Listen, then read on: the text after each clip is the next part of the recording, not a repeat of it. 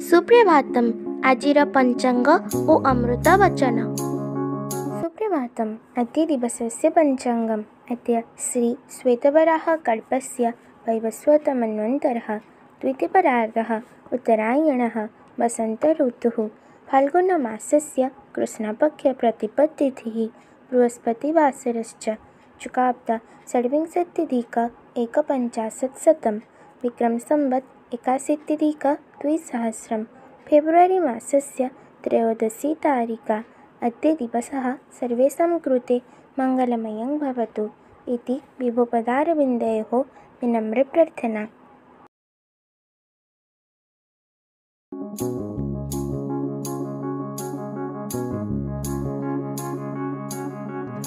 पद्मपत्ରରେ स्थित जलबिन्दु जेपरि ढळढळ भावे अस्थिर होईपड़े, ठीक सेहीपरि एही मनुष्य जीवनटा सर्वदा टळमळ हेउछि। एही संसारटा निरंतर रोग अभिमानरे परिपूर्ण। एठारे प्राणीमाने शोकरे कष्ट पाउछन्ति।